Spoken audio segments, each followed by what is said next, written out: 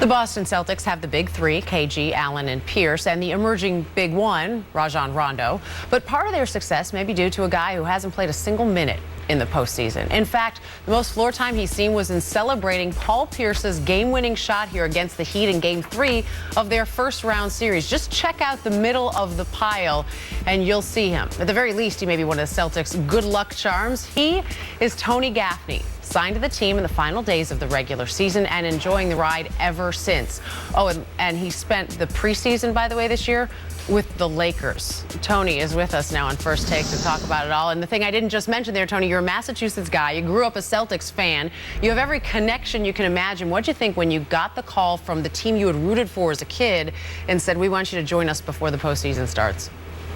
How you doing, David? Thanks for having me. Our pleasure. That was kind of a surreal experience, you know. It kind of came out of nowhere. You know, I had been injured for the last 5 months. I broke my navicular bone in my foot 5 months prior to that. So as much of a shock as it came to myself, I couldn't have been more happy. And what did they tell you? I don't know if it was Doc specifically, but what did they tell you at the time about why they were bringing you onto the roster when they were?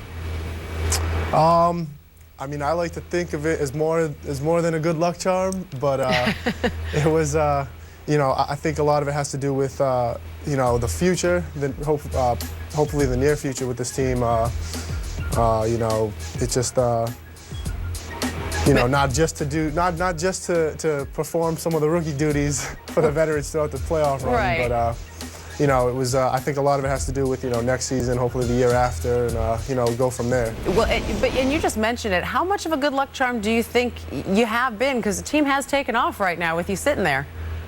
I don't know. I mean, you know, we have some great players, so I don't know how much of it has to do with that. But you know, having grown up a diehard Boston Celtics fan my entire life, you know, Red's probably up there somewhere looking down and just trying to look after a local kid. And you are getting a chance to play a role with this team. I mean, you're not there, you're not playing during games, but what role do you have with this team practice-wise?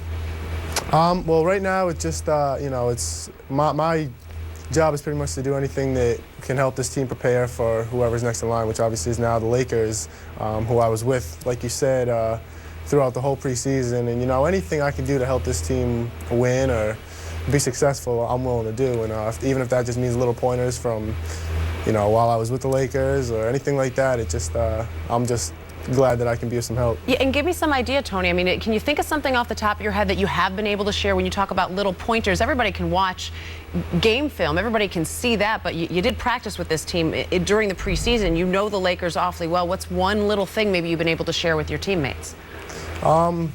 To be honest, it's hard to name just, you know, one little thing. It's just, you know, everybody knows a lot about the Lakers. They know, you know, Kobe and Powell make them go, but they also go with how Lamar Odom goes. And, you know, it's a great group of veteran guys that they have. And, you know, it's just, you know, having such a great coaching staff, there's not a whole lot that I could tell them that they don't know yet. You know, but like I said, anything any questions that they have, right, or anything like that, I'm just glad to be of some help. Where is your Lakers gear, by the way? I still have a little bit of it, you know. Any team that believes in you and believes that you can play this game for a living and is willing to give you an opportunity, and especially as a rookie, you know, you're always going to have somewhat of a soft spot for them. But you know, with that being said, I'm looking forward to this series, and you know, I hope that you know, we obviously come out as champions. And you became close, from what I read, with Luke Walton. You guys became friends. Any good texting that's been going on between you two leading up to this series?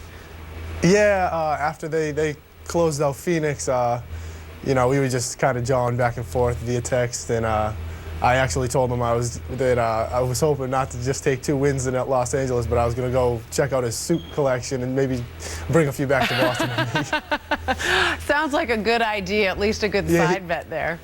He told me I was a clown and that there was 0 chance that was happening. I asked him which one, and of course he said both. Of course. That's what friends are there for, Tony. Thank you. Of course. Thank you so much for joining us. Good luck the rest of the way to your Boston Celtics, the team you rooted for, the team you play for now. We appreciate you joining us. Thanks again for having me.